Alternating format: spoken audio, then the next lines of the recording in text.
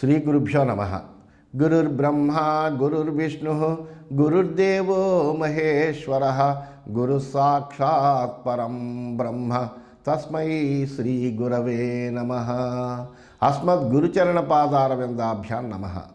నిన్నటి మన మహాభారత ప్రస్థానంలో ఈ మార్కండేయ మహర్షి యుగాంతంలో ఆయన అల్లాగా ఆ వటపాత్రశాయి రూపంలో ఉండేటువంటి భగవంతుడైనటువంటి నారాయణుడి యొక్క దర్శనాన్ని పొందడము, ఆ నారాయణుడు మార్కండేయుడిని పిలిచి, నాయన నువ్వు చాలా అలసిపోయి ఉన్నావు, ఈ అనేక జలముతో నిండిపోయినటువంటి ఏక జలాన్నమైనటువంటి ఇక్కడ అనేక రోజులు ప్రయాణం చేసి అలసిపోయావు నువ్వు, అందువల్ల నువ్వు హాయిగా నా శరీరంలో ప్రవేశించి నువ్వు విశ్రాంతిని పొందవయ్యా అని చెబితే, ఆయన ఆ విధంగా ఆ విశ్రాంతిని పొందే ఆలయ అని అనుకునే సమయంలోనే తెలవకుండానే ఆయన ఉదరంలో ప్రవేశించి బ్రహ్మాండాన్ని అంతటినీ చూశాడు, ఆశ్చర్యపోయాడు.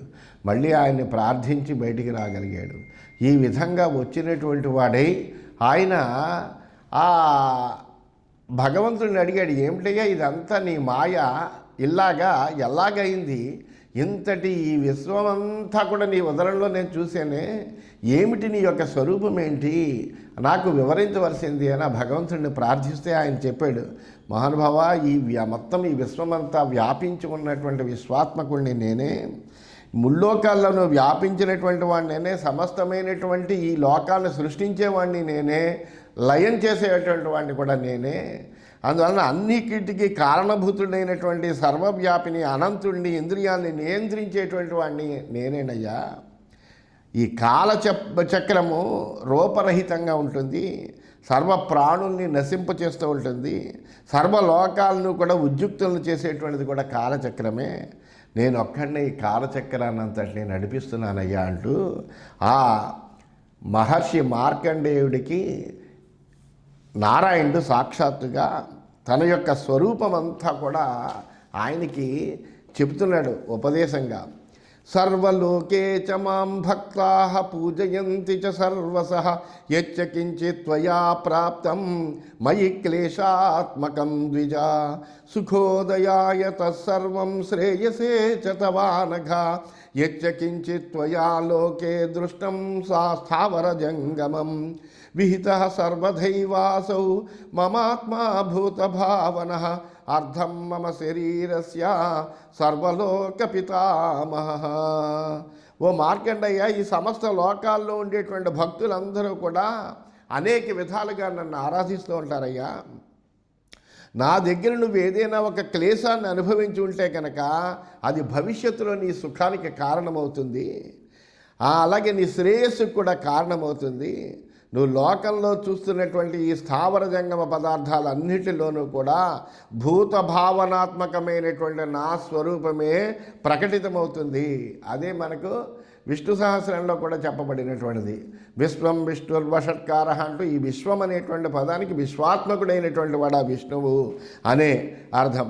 అందువలన సర్వలోక పితామహుడైనటువంటి ఆయన కూడా నా శరీరంలో ఒక భాగమేనయ్యా, నా శరీరంలో సగ భాగం ఆయనే.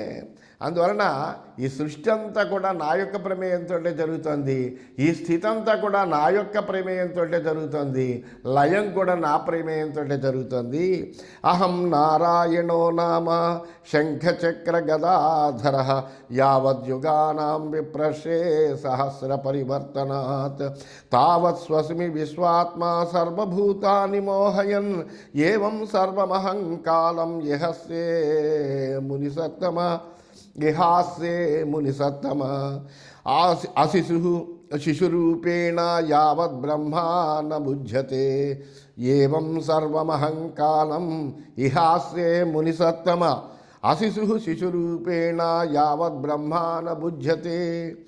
ఓ బ్రహ్మర్షి, శంఖచక్ర గదాధరుడైనటువంటి నారాయణుడిని నేనేనయ్యా.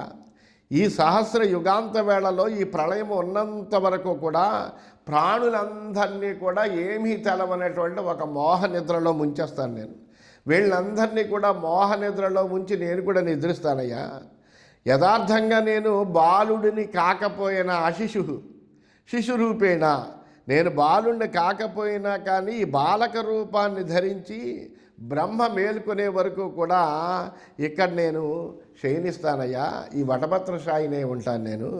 మయాచ దత్తో విప్రాగ్ర్య వరస్తే బ్రహ్మరూపిణ అసకృత్ పరితుష్టేన విప్రర్షి గణపూజిత సర్వమేకాన్నవం దృష్ట్వా నష్టం స్థావర జంగమం విక్లవోసి మయా జ్ఞాతః తతస్తే దర్శితం జగత్ అభ్యంతరం శరీరస్య ప్రవిష్టోసి యథా మమ దృష్ట్వా లోకం సమస్తం చ విస్మితో నావబుధ్యసే తతోసి వక్త్రాత్ విప్రర్షే ధృతం నిస్సారితో మయా. ఓ బ్రాహ్మణోత్తమ, నేను నీ ప్రవర్తనతోటి చాలా సంతుష్టునయ్యానయ్యా. నువ్వు చేసినటువంటి స్తోత్రంతో, నీ యొక్క ప్రవర్తనతోటి, నీకు నా యందు కలిగినటువంటి అచంచలమైనటువంటి భక్తితోటి నేను సంతృప్తిని పొందినటువంటి వాడై బ్రహ్మరూపంతో నీకు వరమిచ్చాను. నువ్వు ఈ స్థావర జంగమాత్మకమైనటువంటి సర్వ జగత్తు ఏకాన్నవంగా మారడాన్ని చూసి చాలా కలతపడ్డావు. ఇదేమిటి, ఇదంతా కూడా ఇలా అయిపోయింది ఏమిటని. అది మళ్ళీ నేను తెలుసుకుని నీకు మరలా జగత్తునంతటిని కూడా చూపించాను. ఎందుకంటే ఈ ప్రళయమంతా నువ్వు చూసావు. చూసిన వెంటనే ఇదేమిటి, ఇదంతా కూడా సర్వము నశించిపోయిందే అని నువ్వు కలత చెందావు. ఆ కలత చెంది అలా ప్రయాణిస్తూ నా దగ్గరికి వచ్చావు. మళ్ళీ నీకు నా యొక్క ఉదరంలో ఈ జగత్తునంతా కూడా నేను చూపించానయ్యా. నా ఉదరంలో ప్రవేశించే లోపలుండేటువంటి సమస్తమైనటువంటి విశ్వాన్ని చూసి మళ్ళీ నువ్వు ఆశ్చర్యమగ్నుడు అయ్యావు, చైతన్యాన్ని కోల్పోయావు. అందువలన వెంటనే మళ్ళీ నేను నా నోటి నుంచి బయటికి తెప్పించాను. ఆఖ్యాతస్తే మయా చాత్మ దుజ్ఞేయో హి సురాసురై యావత్స భగవాన్ బ్రహ్మ న భుజ్యేత మహాతపాః తావత్వమిహ విప్రర్షే విశ్రబ్ధశ్చరవై సుఖం. దేవతలు కానీ దానవులు కానీ ఎవ్వరూ కూడా గ్రహించలేనటువంటి నా స్వరూపాన్నంతట్లో కూడా నీకు మాత్రమే వివరించానయ్యా. మహాతపస్వి అయినటువంటి భగవంతుడైనటువంటి బ్రహ్మ మేల్కునేదాకా కూడా నువ్వు ఇక్కడే శ్రద్ధావిశ్వాసాలతో సుఖంగా జీవించు. తతో విబుద్ధే తస్మింసు సర్వలోక పితామహే ఏకీభూతో హి స్రక్ష్యామి శరీరాన్ని ద్విజోత్తమ. ఆ సర్వలోక పితామహుడైనటువంటి బ్రహ్మ ఎప్పుడైతే మేల్కొంటాడో, ఆయన జాగరూకుడు ఎప్పుడైతే అవుతాడో, ఆ తర్వాత ఆయనలో లీనమైనని సమస్తమైనటువంటి ప్రాణికోటిని కూడా మళ్ళీ సృష్టిస్తాను. ఆకాశం పృథివీం జ్యోతి వాయుం సలిలమేవ చ లోకే యచ్చ భవేచ్ఛేషం ఇహ స్థావర జంగమం. అలాగే ఆకాశము, నేల, అగ్ని, వాయువు, నీరు, ఈ పంచభూతాలు ఇవి, అలాగే ఇంకా లోకంలో మిగిలినటువంటి సమస్తమైనటువంటి చరాచరాలు అన్నిటినీ మళ్ళీ నేను సృష్టిస్తాను అని ఆ భగవానుడు అయినటువంటి నారాయణుడు చక్కగా మార్కండేయ మహర్షికి వివరించాడు. ఇదంతా కూడా చాలా శ్రద్ధగా విన్నాడు మార్కండేయ మహర్షి. విన్నటువంటి వాడే మార్కండేయ మహర్షి చెప్తున్నాడు, ఇత్యుక్త్వా అంతర్హితస్తాత సదేవ పరమాద్భుత ప్రజాశ్చేమాః ప్రపశ్యామి విచిత్రాః వివిధాః కృతాః. ఆ మార్కండేయుడు మళ్ళీ అడుగుతున్నాడు, నాయనా, ఈ విధంగా పరమాద్భుతమైనటువంటి స్వరూపం కలిగినటువంటి ఆ బాలుడు చెప్పి మాయమైపోయేట. దాంతో వెంటనే ఆ మార్కండేయుడు చూశాడు ఇదంతా కూడా. వెంటనే వివిధమైనటువంటి విచిత్రాలతో కూడినటువంటి ప్రజలందరినీ కూడా నేను చూడడం అనేది జరిగింది అని ధర్మరాజుతో ఇప్పుడు మళ్ళీ మార్కండేయ మహర్షి ధర్మరాజుతో జరిగినటువంటి వృత్తాంతాన్ని అంతా తెలియజేస్తున్నాడు. ఏవం దృష్టం మయా రాజన్ తస్మిన్ ప్రాప్తే యుగక్షయే ఆశ్చర్యం భరతశ్రేష్ఠ సర్వధర్మభృతాంబర. ఓ భరతశ్రేష్ఠ, యుధిష్ఠిరా, యుగాంత వేళలో కూడా ఈ ఆశ్చర్యకరమైనటువంటి సంఘటనను నేను చూశానయ్యా. యస్స దేవో మయా దృష్ట పురా పద్మాయతే క్షణ సయేష పురుష వ్యాఘ్ర సంబంధీతే జనార్దన. నేను పూర్వం చూసినటువంటి ఆ భగవంతుడైనటువంటి ఆ పుండరీకాక్షుడే ఈ రోజున నీకు బంధువైనటువంటి ఈ జనార్దనుడయ్యా. ఈ శ్రీకృష్ణుడు ఎవరో కాదు, ఈ శ్రీకృష్ణుడు నేను పూర్వం చూసినటువంటి ఆ పుండరీకాక్షుడే, ఆ నారాయణుడే ఈ శ్రీకృష్ణుడు. అస్యైవ వరదానాద్ధి స్మృతిర్న ప్రజహాతి మాం దీర్ఘమాయుశ్చ కౌంతేయ స్వచ్ఛంద మరణం మమ. ఆయన వరం ఇవ్వడం వల్లనే అదంతా కూడా నాకు గుర్తుంది. నాకు ఈ దీర్ఘాయుష్ వచ్చిందన్నా, ఈ స్వచ్ఛందమైనటువంటి మరణం ఉందన్నా, ఇదంతా కూడా ఆయన నాకు ఇచ్చినటువంటి వరప్రసాదమే తప్ప మరేమీ కాదయ్యా. స ఏష కృష్ణో వార్ష్ణేయ పురాణపురుషో విభు ఆస్తే హరిరచించాత్మా క్రీడన్నివ మహాభుజ. ఈ వృష్ణివంశస్థుడైనటువంటి మహాభుజుడైనటువంటి శ్రీకృష్ణుడు ఎవరనుకుంటున్నావయ్యా? సర్వవ్యాపి అయినటువంటి ఆ నారాయణుడే, అచించమైనటువంటి స్వరూపం కలిగినటువంటి వాడు, పురాణ పురుషుడైనటువంటి ఆ శ్రీహరే, నాకు బాలకుడుగా వటపత్రశాయిగా కనిపించినటువంటి ఆ స్వరూపం కూడా ఈయనేనయ్యా. ఏష ధాత విధాత చ సంహర్త చైవ శాశ్వత శ్రీవత్సవక్ష గోవింద ప్రజాపతిపతి ప్రభు.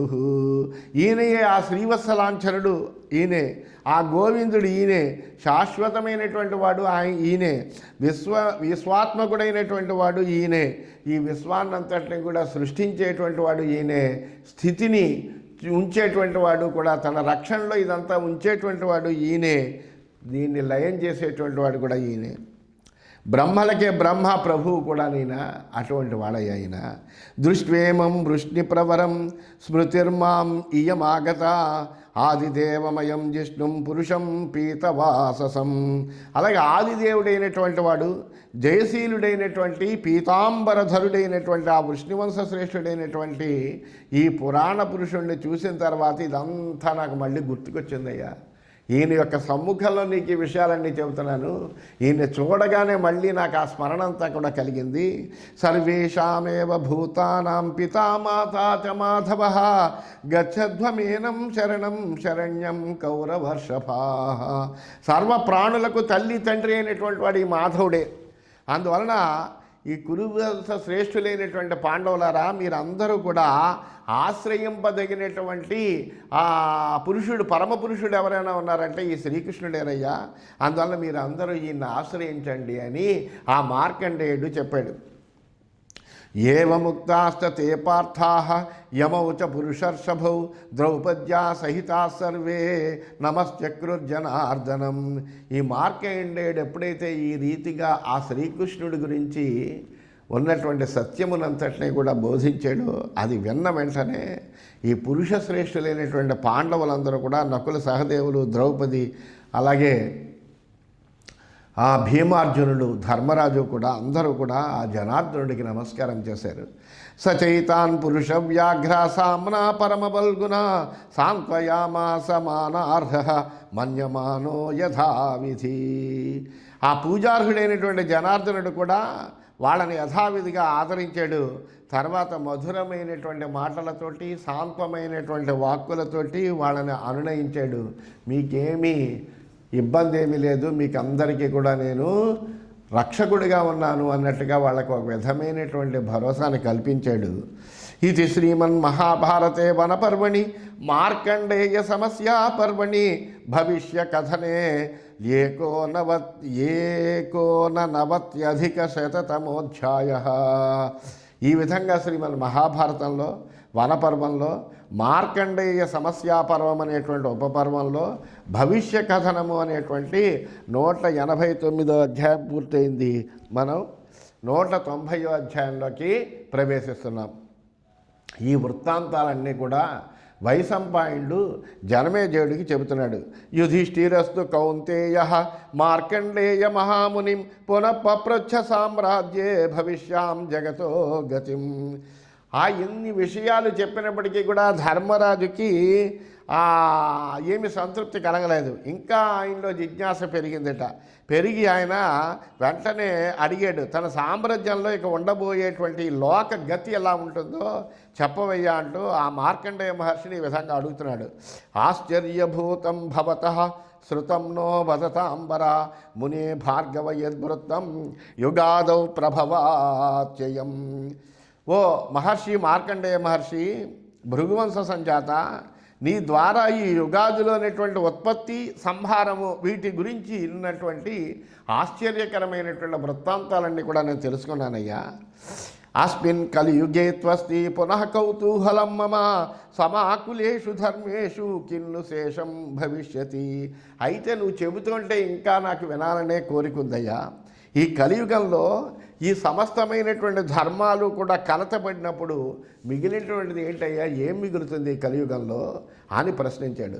కిం వీర్యా మానవాహ తత్ర కిమాహార విహారిణ కిం ఆయుష కిం వసనా భవిష్యంతి యుగక్షయే. అలాగే ఈ కలియుగాంతంలో మానవుల యొక్క పరాక్రమం ఎలా ఉంటుంది, ఈ మానవుల యొక్క ఆహార విహారాలన్నీ కూడా ఎలా ఉంటాయి, వాళ్ళ ఆయుర్దాయం ఎలా ఉంటుంది, వాళ్ళ యొక్క వస్త్రాలంకారాలు ఎలా ఉంటాయి, ఇలాంటివన్నీ కూడా తెలియజేయవలసింది అని ఆయన అడిగాడు. కాంచ కాష్టాం సమాసాద్య పునః సంపశ్యతే కృతం విస్తరేణ మునే బ్రూహి విచిత్రాణీహ భాషసే. అలాగే ఈ కలియుగం ఎంత మేర జరిగిన తర్వాత మళ్ళీ కృతయుగం వస్తుంది అంటే ఈ కలియుగాంతమయ్యి మళ్ళీ కృతయుగం ఎప్పుడు వస్తుంది, ఇవన్నీ వివరంగా చెప్పవయ్యా. నువ్వు చెబుతుంటే చాలా గొప్ప విషయాలన్నీ కూడా తెలుసుకున్నాను, అందువల్ల ఇవన్నీ కూడా చెప్పవలసింది అని యుధిష్ఠిరుడు ఆ మహర్షి శ్రేష్ఠుడైనటువంటి మార్కండేయుడిని అడిగాడు.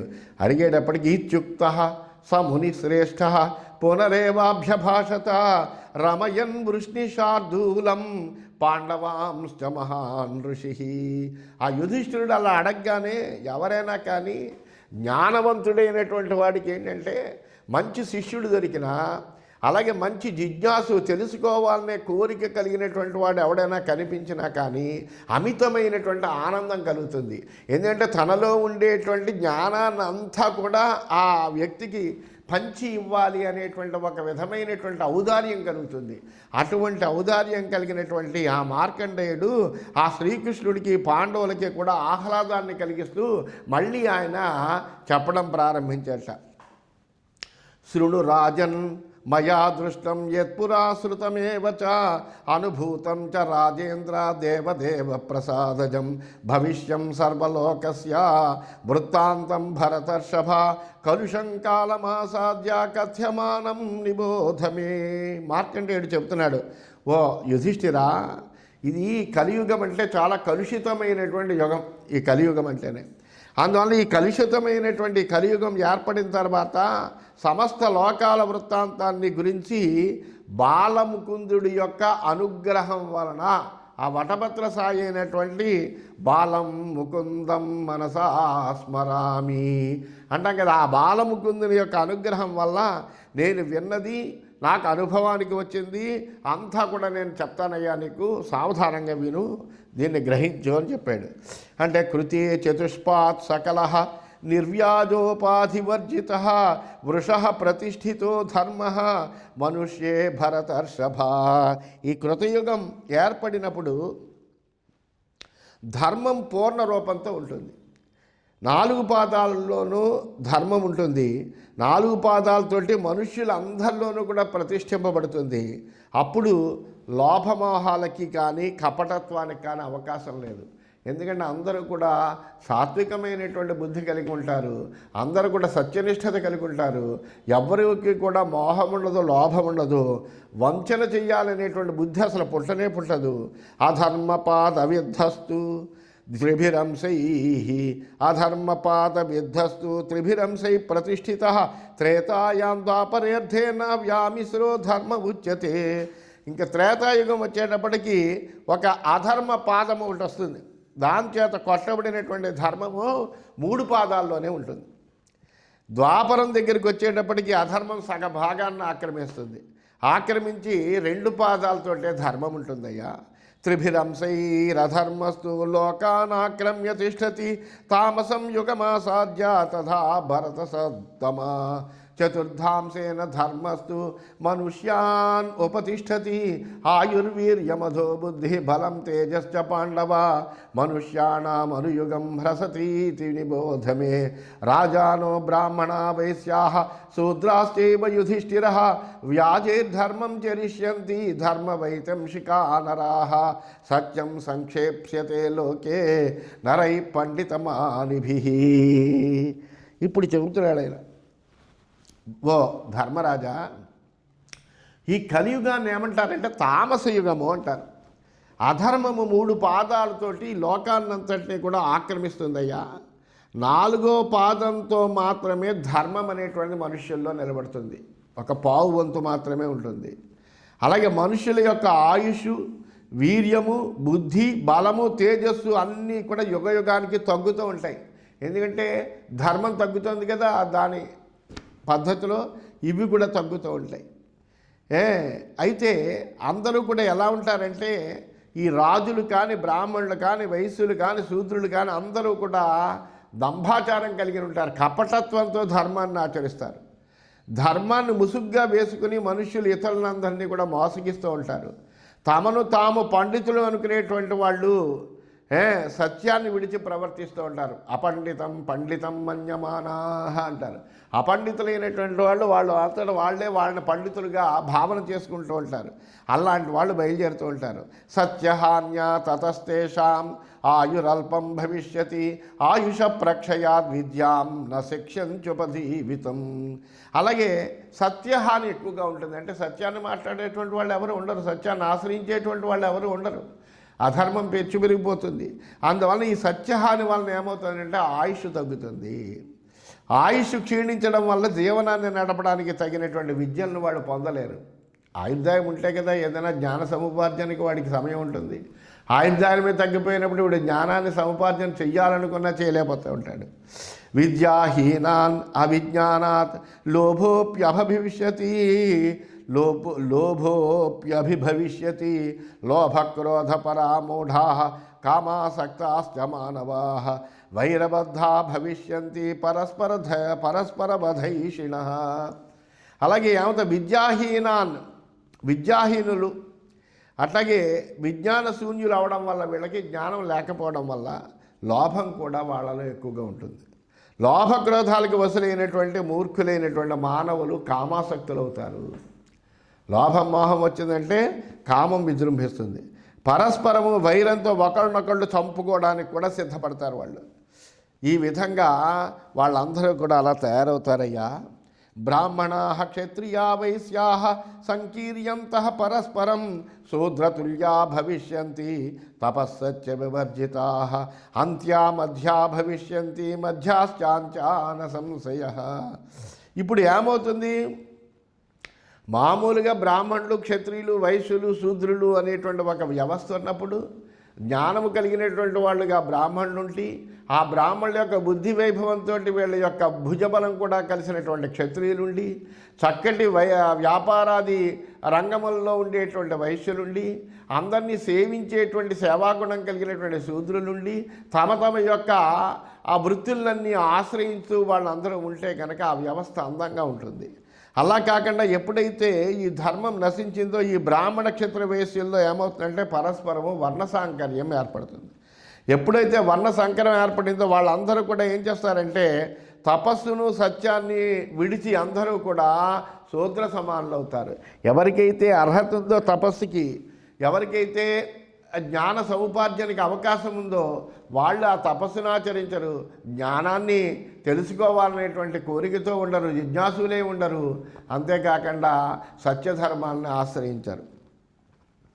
ఇంకపోతే దీనివల్ల ఏమవుతుందంటే చిట్ట చివరినటువంటి వాళ్ళు మధ్యములుగాను, అలాగే మధ్యములైనటువంటి వాళ్ళేమో కడవారుగాను మారిపోతారంటే ఏంటి? ఒక్కొక్కళ్ళు ఈ వర్ణాలన్నీ కూడా వాళ్ళ గుణాలని కోల్పోవడం వల్ల ఒకడు ఇందులో గుణములతో ముందర ఉండొచ్చు. జన్మత ముందర పుట్టినటువంటి వాడు గుణహీనుడు అవ్వడం చేత అధముడవ్వచ్చు. ఈ విధంగా మార్పులన్నీ జరుగుతూ ఉంటాయ్యా. ఈదృశో భవితా లోకః యుగాంతే పర్యుపస్థితే వస్త్రాణం ప్రవరాశాని ధాన్యానాం కోరదూషకాః. ఈ యుగాంత వేళల్లో లోకమంతా కూడా ఈ విధంగానే ఉంటుందయ్యా. అలాగే జనుముతో చేసినటువంటి బట్టలు, ధాన్యాలలో కొర్రలు శ్రేష్టంగా పరిగణకెక్కుతాయి. అంటే జనుము నారతో చేసినటువంటి బట్టలు, అట్లాగే ధాన్యాల్లో కొర్రలు శ్రేష్టంగా పరిగణకొస్తాయట. భార్యామిత్రాశ్చ పురుషాః భవిష్యంతి యుగక్షయే మత్స్యామిషేణ జీవంతః దుహంతశ్చాప్యజైడకం గోషు నష్టాసు పురుషాః ఏపి నిత్యం ధృతవ్రతాః తేపి లోభ సమాయుక్తాః భవిష్యంతి యుగక్షయే. ఈ యుగాంత వేళల్లో పురుషులందరికీ కూడా భార్యలే మిత్రులవుతారు. చేపల మాంసంతో చాలామంది జీవిస్తూ ఉంటారు. గో సంపద అంతా నశిస్తుంది. మేకల నుండి, గొర్రెల నుండి పాలు పిండుకుంటూ ఉంటారు. నిత్యము ధర్మదీక్ష కలిగినటువంటి వాళ్ళు కూడా కలియుగాంతంలో లోభానికి వసులవుతారు. అన్యోన్యం పరిముష్ణంతః హింసయంతశ్చ మానవాః అజపా నాస్తికాః స్థేనాః భవిష్యంతి యుగక్షయే. ఈ యుగాంత వేళలో ఏమవుతుందంటే ఒకరికొకళ్ళు దోచుకుని ఉంటారు, వాళ్ళకి ఒకళ్ళకొకళ్ళు హింసించుకుంటూ ఉంటారు, నాస్తికులే ఉంటారు, జపహీనులే ఉంటారు, దొంగలే బతుకుతూ ఉంటారు. ఈ విధంగా రకరకాలుగా ఎటువంటి విధంగా అధర్మం వ్యాప్తి చెందాలో అంతలాగా అధర్మం వ్యాప్తి చెందుతుంది, ధర్మం నశించిపోతుంది, ఒక క్రమ పద్ధతి కలిగినటువంటి జీవనమంతా లోపిస్తుంది. ఒకళ్ళొకళ్ళని వంచన చేసుకుంటూనే బ్రతకడం అనేటువంటిది బాగా ప్రచారమైపోయి అదే జీవనం కింద తయారవుతుంది కలియుగంలో అంటూ ఇంకా వీటన్నిటి గురించి మార్కండేయ మహర్షి వివరిస్తున్నానని తెలియజేస్తూ స్వస్తి.